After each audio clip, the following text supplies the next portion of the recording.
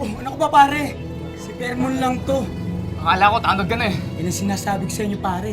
Masyado kayong matatako sa gulo. Wala naman kayong mapapuputan, wala kayong mapapatunayan. Ganun talaga dito. Matira matibay. Nakita ko kayo ng sa kanto isang araw ah. Kumakanta kayo. Kayo lang bang gumawa nun? Ba? Trip-trip lang yun. Ano ba pare, sumama ka na lang sa akin. May workshop kami ng songwriting. Kung gusto mo, punta mo na lang ako sa bahay. Tsaka banda na ako ngayon. Diyan lang kami sa kabilang kanto. Wala naman kayong mapapala sa pakikipag-away. Payo ko lang yun. Tol, sige na.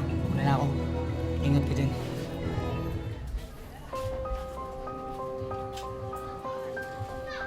Tingin ko malaki na itulong ko sa isang kabanda, si Buddy. Isa po siyang, yun po yung rapper namin. Dati siyang nasa fraternity, nakikipag-riot. Nung nakilala ko siya, halos linggo-linggo, parang 3 beses nagiinom siya. Tapos sinasabi ko, dapat nga hindi tayo gano'n kasi tayo mga advocates ng mga kabataan, tayo dapat modelo. Kakasabi ko nung gano'n, nagulat ako ng isang araw, sabi sa akin, "Uy Mon, di na ako umiinom ngayon." Sabi ko, "Talaga?"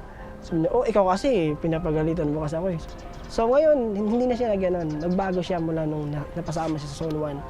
Mag-isip silang mabuti. Hindi puro pasok lang sila. Dapat pinag-iisipan nila yung dapat nilang marating sa buhay. Yung hindi, wag sila palaging makinig sa ibang tao, yung mga susunod na mga bad influence. Mas masarap kasi pumili ng kaibigan na yung nasa tama, yung hindi ka dadalhin sa mga masasamang gawain.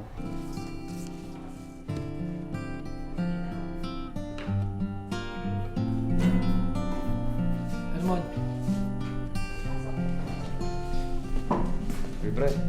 Dito ba yung sinabi niyo magsusulat ng kanta? Pwede ba kami sumali dito? Oo naman pare, lahat kayo. Pwede sumali. Tuwagin mo pa iba mong kasama. Salamat pa rin. Tara, Tol. Pasok kayo. Sige po kayo. Kaparinig ko sa inyo yung May natural na talento si Buddy sa pag-awit at pagbuo ng konsepto gamit ang pagrarap. Kaya naman, hindi ito nagdalawang isip na sumali sa isang songwriting workshop na ginawa ng Zoto. Umuungol ang kalangitan, nagbabadya sa pagdating ng ulan. Ikaw ba'y mayroong kalungan? Ikaw ba'y may masisilungan? Tol, meron din kami bagong komposisyon. Baka gusto niyo rin marinig. O sige tol, open naman tayo sa ano eh. Banatan mo ng beatbox.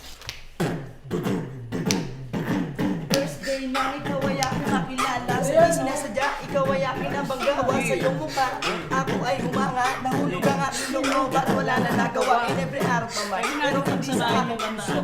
Sigurado, ikaw aking pangako, di magkakalayo. Ay sipa na mga Na kilala ko sarili ko. Ito yung gusto ko sa buhay. Sa mga kabataan naman, yung nakakatulong kami sa kanila na mabigyan pa sila ng pag-asa na yung lipunan natin hindi lang yung patayan, tapos hold-upan, korupsyon, hindi lang ganon. Na may mga tao, may mga katulad ng kabataan na patuloy na nagtatrabaho, iangat yung dignidad ng mga kabataan. Kahit sa pamamagitan man lang nun, yung makapagbigay kami inspirasyon sa ibang mga kabataan na para maging inspirasyon nila yung musika namin, para magsikap pa, para magkaroon din ng pag-asa. Gumagawa kami ng kanta yung tungkol sa issue ng mga bata, mga reproductive health. Isang kantang nagawa ko doon tungkol sa Song for Peace, awit sa kapayapaan. ba makakatad ng katahimikan? O kailan ba makakamit ang kapayapaan? O kailan ba ang pagbibigayan? Ang kaguluhan ba'y wala nang katapusan? Kailan ba makakamit ang kapayapaan sa ating bayan? Kung tayong Pilipino ay nagbabangayan, magkasakitan, yan ba ang pinamana ng ating mga ninuno na manggulo sa buhay?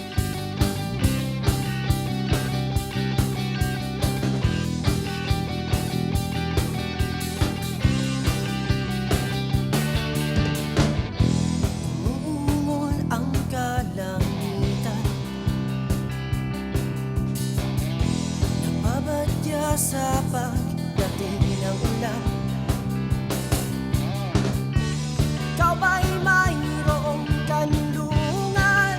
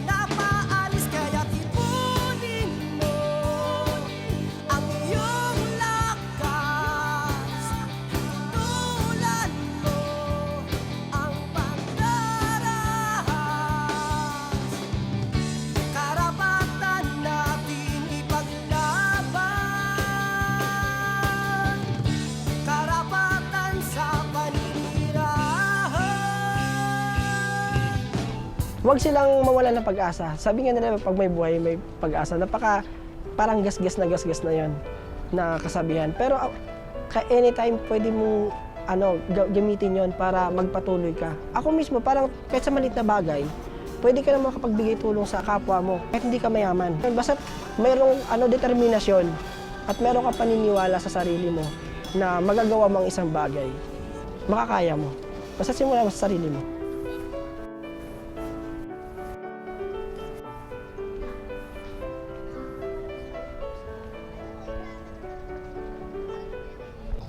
Sa pamamagitan ng musika, napag-isa ng ating bayani ang mga kapwa niya kabataan para isulong ang isang advokasya. Ito ay ang misyon na mamulat ang bawat isa sa atin sa mga realidad ng buhay at huwag maging bingi sa tawag ng pagbabago. Hanggang sa susunod na Sabado mga kapatid, ako po si Efren Peña Florida, nagpapaalala na lahat tayo ay pwedeng maging instrumento. Ako mismo para sa pagbabago.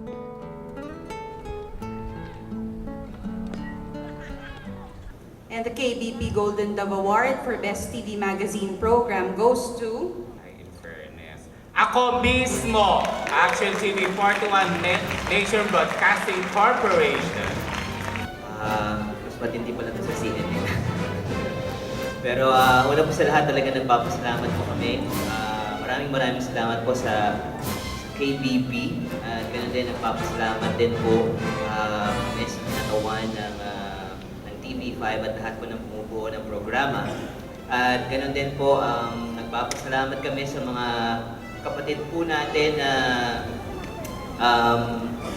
shinare po or binahagi po nila ang kanilang kwento ng kabayanihan. Dahil po sa kanila, pinatunayan po nila na meron po tayong hero sa puso ng bawat Pilipino. Siyempre, mas lalo pa nating hahanapin at talagang ipapakita na bawat Pilipino ay merong natatagong bayani sa puso natin na magsisimula yung pagbabago sa atin mismo. Kaya nga ako mismo